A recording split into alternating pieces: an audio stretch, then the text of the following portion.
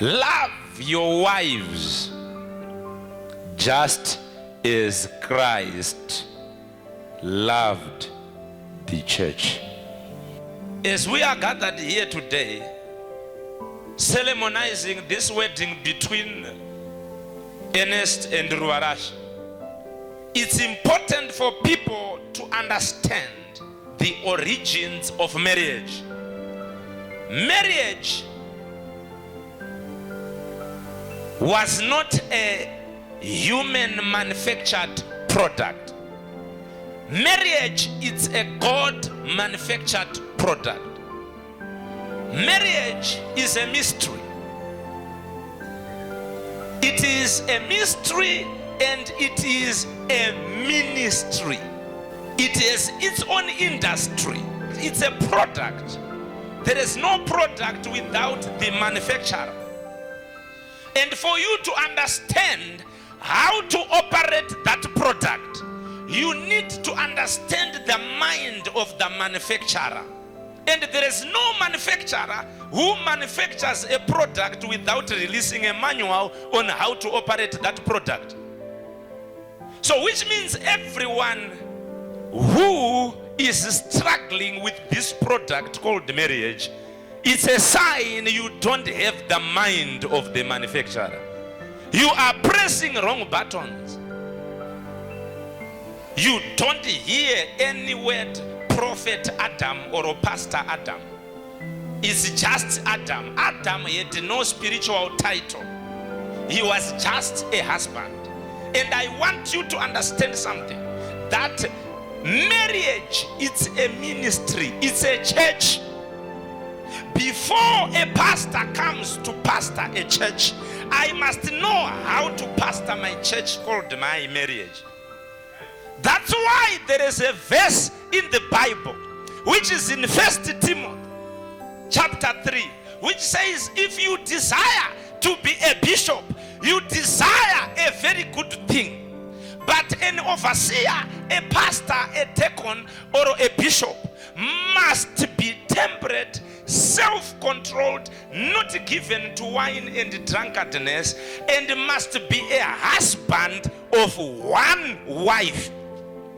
He must be able, this is the verse that I love, he must be able to love his wife and run his marriage well, manage his family well, and his children must be disciplined and in subjection. Then he can pastor the church. God is saying the church is my wife. It's not your wife.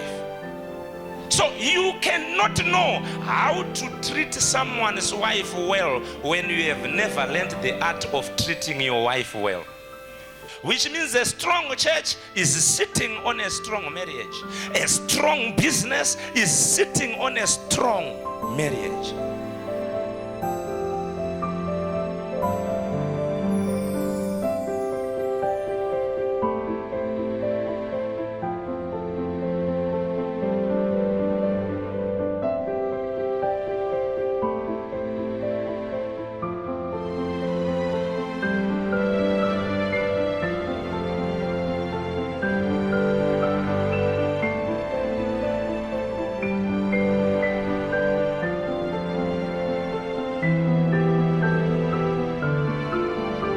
I'm Ernest Zichawo, and this is my wife, Zichawo. We met in 2018 in the life assembly, and I got attracted to her. When I got attracted to her, I had to go and see my spiritual father. And I told him that I had seen a lady to marry, and the prophet I remember very well. He said to me, son, we need to pray and fast so that we can confirm if she is the one.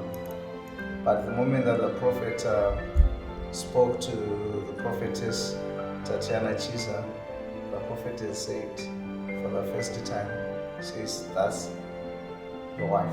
I was actually surprised when he approached me, because really I wasn't expecting him to to approach me. He called me when I was at home.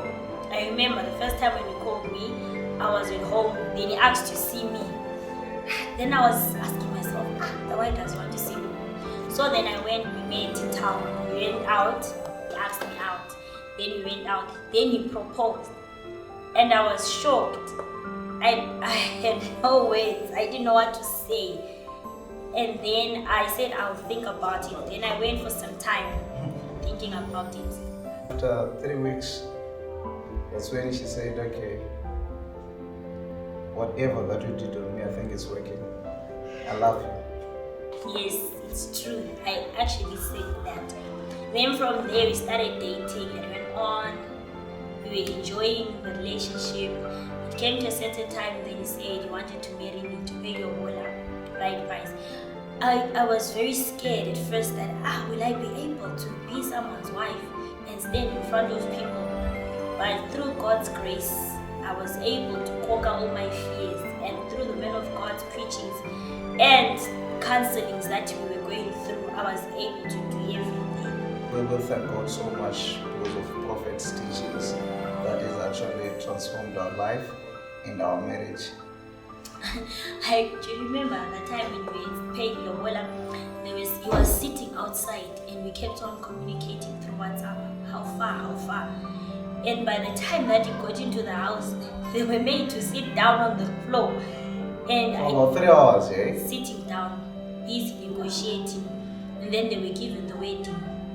They were given the right so that we can now start planning for the wedding. So we would go to our father and Prophet would encourage us and he would pray with us. Up until the big day came, I was very excited to see my lovely dress. When it came from the States, and I was very worried about his suit. I kept on asking, how far is your suit now there? Is your suit now there? Because things were just not going our way, the way we were expecting things to move. So when he told me that the suit is there, my heart was set. Then he showed me the suit, but I didn't show him my dress because I wanted him to see it on that very day. I wanted to surprise him because I wanted to sing for him. So he kept on asking me, which song are they going to play for you when you're coming inside? Then I just said, this other song, Ebube, that's the song that I want. So he kept on pestering me, is that the song that you want? I said, yes, I'm coming in, I'm going to use Ebube. So the day that came, he was very surprised when he saw me singing. And you know, that day I felt the presence of God because when I was singing, I could feel that it's no longer me singing, but the Holy Spirit was there.